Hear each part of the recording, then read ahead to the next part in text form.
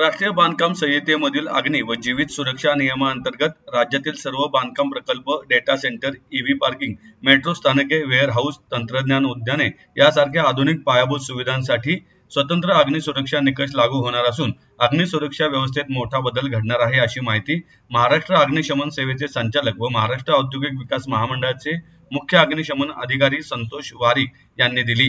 अग्निसुरक्षेच्या नियमांचे काटेकोर पालन आवश्यक असून जागरूकता आणि पूर्वतयारीनेच जीवित व वित्तहानी टाळता येईल, असंही त्यांनी सांगितलं.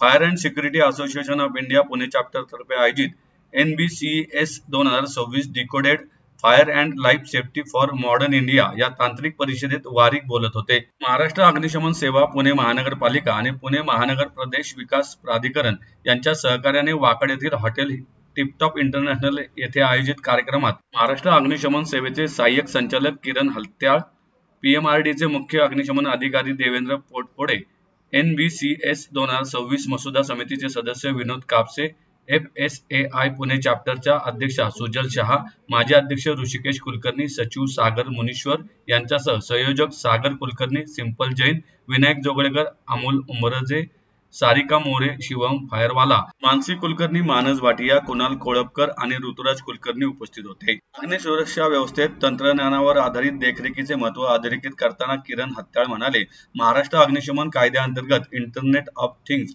आधारित ऑटोमेटेड कंटिन्युअस मॉनिटरिंग सिस्टीम लागू करण्यावर भर दिला जात आहे. ACMS मुळे अग्निसुरक्षा यंत्रणेवर रिअल टाइम देखरेख शक्य होणार असल्याचं त्यांनी सांगितलं. यावेळी देवेंद्र पोटपोडे यांनीही मार्गदर्शन केले.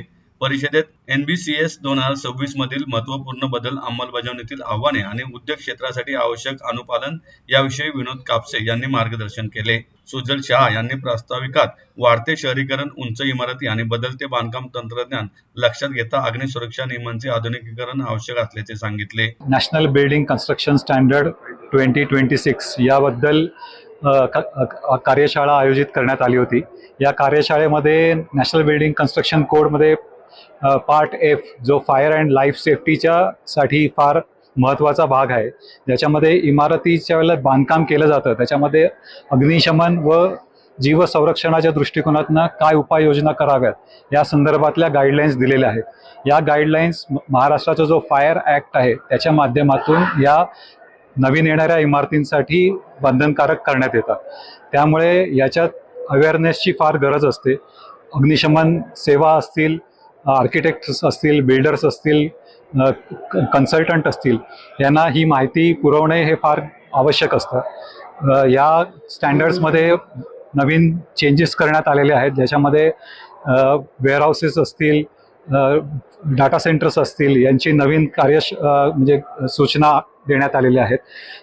इवन मेट्रोज आहेत त्यांच्यासाठी नवीन गाईडलाईन्स आलेल्या आहेत. कमर्शियल किचन्स आहेत, पार्किंग अरेंजमेंट्स आहेत, त्याच्या संदर्भातल्या गाईडलाईन्स आहेत. या सर्वांची आज चर्चा या कार्यशाळेच्या निमित्ताने इथे होणार आहे.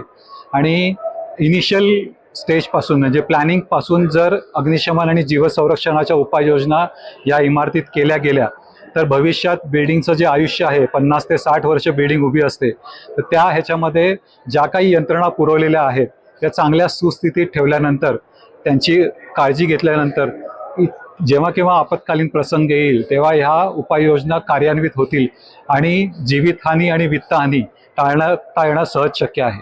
तर या सर्वाचा उहापोह करण्यासाठी ही कार्यशाळा फार अतिशय महत्त्वाची होती आणि याला खूप चांगला प्रतिसाद आज मिळालेला आहे. बरेच आर्किटेक्ट, कन्सल्टंट, डेव्हलपर्स इथे आलेले आहेत, अग्निशमन अधिकारी आलेले आहेत. तर नक्कीच याचा फायदा पुण्यातील आणि सराउंडिंग एरियामधली अग्निसुरक्षिततेबाबत होईल याची मला खात्री आहे.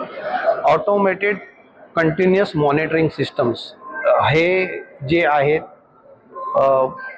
2023 पासून महाराष्ट्र अग्निशमन जो कायदा आहे, Maharashtra fire prevention and life safety major act आहे, ह्याच्यामध्ये हे ऑटोमेटेड कंटिन्युअस मॉनिटरिंग सिस्टम जी नॉर्मली IoT बेस्ड म्हणजे इंटरनेट ऑफ थिंग्स असते त्याच्यावर अवलंबून आहेत.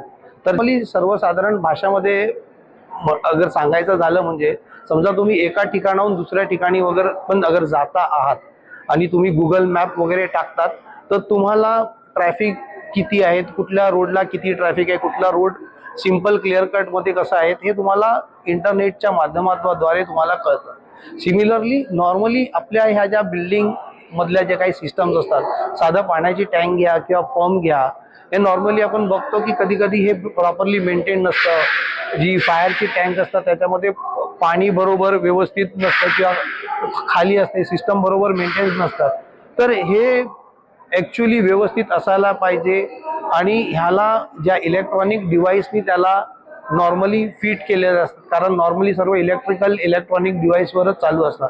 एकदा ह्या डिव्हाइसेस ह्याच्यावर टाकलात तर तुम्ही जगाच्या कुठल्याही कोणाकोपऱ्यामध्ये असलात तरी तुमच्या मोबाईलवर, तुमच्या टॅबवर तुमच्या तिथे असलेली जी काही बिल्डिंग आहे त्याची सिस्टम कशी आहेत, कार्यान्वित आहेत, बंद आहेत, पाण्याचा टँक असेल ते पूर्ण आहेत, अर्धा आहे खाली आहेत.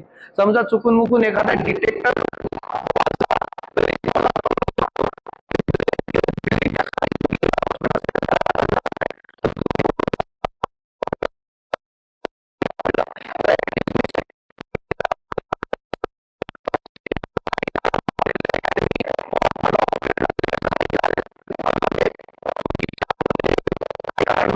चालू झालेलं आहे तरी पण ते बघता येतं. पण खरोखर अगर आग लागली असेल तर कुठलीही आग ही पहिले छोट्या प्रथम स्वरूपात असते. इमिजिएटली मग मोठ्या मोठ्या सिस्टमवर अवलंबून राहावं लागत नाही. त्या छोट्याशा एक्सटिंग्विशर असेल किंवा होज रील असेल ह्या माध्यमातून त्याला विझवता येते. पण अगर आपल्याला ते कळलंच नाही तर ते प्रॉब्लेम होतो आणि हे आपल्याला सर्व व्यवस्थित कळलं पाहिजे. ते बेसिकली जे काही सिस्टम आहे त्याचं स्वास्थ्य कसं आहे, मी बोलतो की त्याची कंडिशन कसे आहेत, जिवंत आहे की मेलेला आहे, म्हणजे वर्किंग आहे की नॉन वर्किंग आहे, ते सर्व कळण्यासाठी हे नवीन प्रणाली ज्याला आपण ऑटोमेटेड कंटिन्युअस मॉनिटरिंग सिस्टम म्हणतोय हे आपण ॲक्टमध्ये अंमलात आणलेले आहे.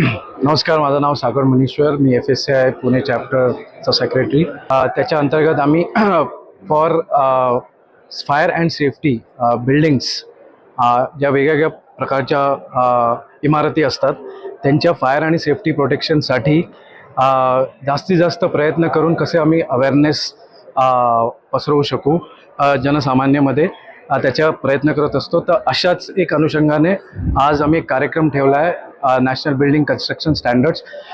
प्रत्येक बिल्डिंग बांधताना त्याला काही एक विशिष्ट प्रकारचे नियम पाळावे लागतात.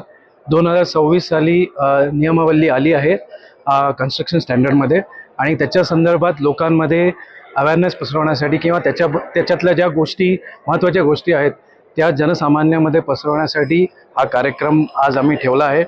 आज आमच्या इकडे फायर डिपार्टमेंटमधनं दिग्गज लोक आले आहेत. महाराष्ट्र फायर सेफ्टी डिपार्टमेंटचे दिग्गज ऑफिसर असतील, पुण्यातले फायर ऑफिसर असतील किंवा मुंबई ठाण्यातले जे फायर ऑफिसर असतील ते पण आज पुण्यात आले आहेत आणि आज 250 डेलिगेट्स आज इथं आले आहेत.